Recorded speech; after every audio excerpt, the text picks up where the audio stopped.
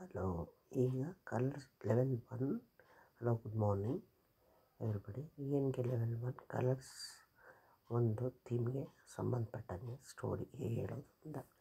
Step 1 ನರೇಷನ್ನ introduction ಮಾಡಬೇಕು. ಮೊದಲು introduce ಮಾಡಿ ಕೀವರ್ಡ್ಸ್ನ ಕ್ಯಾರೆಕ್ಟರಲ್ಲಿ ಕಲರ್ಸ್ ಎಲ್ಲ ಕೀವರ್ಡ್ಸ್ನ ರೆಡ್, ಗ್ರೀನ್, ಆರೆಂಜ್, ಯೆಲ್ಲೋ, ಸನ್, ರೈನ್ ಎಲ್ಲ ಕೀ ಸೆಂಟೆನ್ಸ್, ಆಮೇಲೆ ಕೀ ಸೆಂಟೆನ್ಸ್ ಇದನ್ನೆಲ್ಲ ಏನು ಮಾಡಬೇಕು, ಒಂದು ಸರಿ ಅವ್ರಿಗೆ ಇಂಟ್ರಡ್ಯೂಸ್ ಮಾಡಿ ನಾವೀಗ ಕಲರ್ ಸ್ಟೋರಿನ ಕೇಳ್ತೀನಿ ಕೇಳಿ ಅಂತ ಹೇಳಿಬಿಟ್ಟು ಆ ಸ್ಟೋರಿನ ಮದರ್ ಟಂಗಲ್ಲಿ ಮೊದಲು ಸ್ವಂತ ವಾಯ್ಸು ನಿಮ್ಮ ಫೇಸ್ ಎಕ್ಸ್ಪ್ರೆಷನ್ಸಿಂದ ಕನ್ನಡದಲ್ಲಿ ಕಥೆನ ಹೇಳ್ಬಿಡ್ಬೇಕು.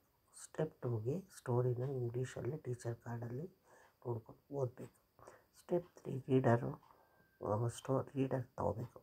ಒಂದೊಂದು ಬೈನು ಬೆರಳು ಇಟ್ಕೊಂಡು ಹೇಳಿಸ್ಬೇಕು, ಮಕ್ಕಳ ಕೈಯಲ್ಲಿ ರಿಪೀಟ್ ಮಾಡಿಸ್ಬೇಕು. ಸ್ಟೋರಿ ಒಂದೊಂದು ಲೈನು ಮದರ್ ಟಂಗಲ್ಲೂ ಅರ್ಥ ಹೇಳಬೇಕು. ಆಮೇಲೆ ಕೀ ಕ್ಯಾರೆಕ್ಟರ್ಸ್ ಅದರಲ್ಲಿ ಬರ್ತಕ್ಕಂಥ ಆ್ಯಕ್ಷನ್ಸ್ನ ಪಿಕ್ಚರ್ಸ್ ತೋರಿಸ್ಕೊಂಡು ಡಿಸ್ಕ್ರೈಬ್ ಮಾಡುವಾಗ ಪಿಕ್ಚರ್ ತೋರಿಸ್ಕೊಂಡು ಡಿಸ್ಕ್ರೈಬ್ ಮಾಡಿದ್ಮೇಲೆ ಒಂದೊಂದು ಲೈನು ರಿಪೀಟ್ ಮಾಡಿಸ್ಬೇಕು. ಚೆನ್ನಾಗಿ ಕಲ್ತ್ಕೊಳ್ಬೇಕು.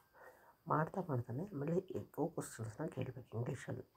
ಒಂದು ಲೈನ್ ಹೇಳಿರ್ತಾರೆ, colours lived in the sky, colour ಹೇಳಿರ್ತಾರೆ. ಅದೇ ಲೈನ್ಗೆ ಮಕ್ಕಳು ಚೆನ್ನಾಗಿ ರಿಪೀಟ್ ಬಂದಮೇಲೆ ಮಗು ಆ ಸೆಂಟೆನ್ಸ್ ಹೇಳೋಕ್ಕೆ ಬಂದಮೇಲೆ ಅದೇ ಕ್ವಶನ್ಗೆ ಅದೇ ಆನ್ಸರ್ಗೆ ಅದೇ ಲೈನ್ಗೆ ಕ್ವಶನ್ ಕೇಳಬೇಕು. ಅದೇ ಆನ್ಸರ್ ಬರೋ ಹಾಗೆ ಕ್ವಶನ್ ಕೇಳಬೇಕು.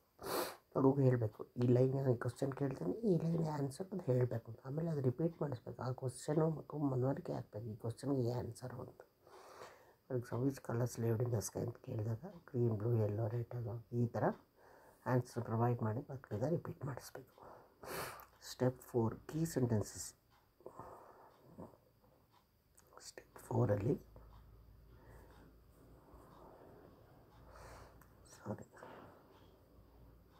ಸ್ಟೆಪ್ 4ಗೆ ಕೀ ಸೆಂಟೆನ್ಸಸ್ ರೀಡರಲ್ಲಿ ಸ್ಟೂಡೆಂಟ್ಸು ರಿಪೀಟ್ ಮಾಡಬೇಕು.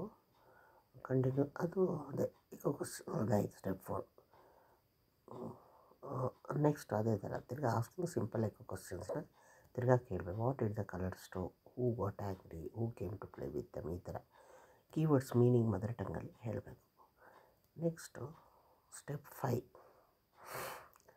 5 ಏನು ಮಾಡಬೇಕು, ಸಿಂಪಲ್ ಕ್ವಶನ್ಸ್ ಅದೇ ಸಾಮಾನ್ಯ ಅದಕ್ಕೆ ಸಂಬಂಧಪಟ್ಟಂಗೆ ಸಾಧಾರಣವಾಗಿ ಸಿಂಪಲ್ ಬೇರೆ ಕ್ವಶನ್ಸ್ನ ರೆಡಿ ಮಾಡ್ಕೊಂಡು ಅದನ್ನು ಮಕ್ಕಳನ್ನ ಕೇಳಬೇಕು. ಆನ್ಸರ್ ಹೇಳಿದ್ರೆ ರಿಪೀಟ್ ಮಾಡಿಸ್ಬೇಕು. ವೈಟ್ ದ ಕಲರ್ಸ್ ಫೈಟ್ ಇದೆಲ್ಲ ಫಾರ್ ಎಕ್ಸಾಂಪಲ್ ಈ ಥರ ಎಕ್ಸಾಂಪಲ್ಗೆ who was them to play together, what was seen in the sky ಅದರ ಕೇಳಬೇಕು.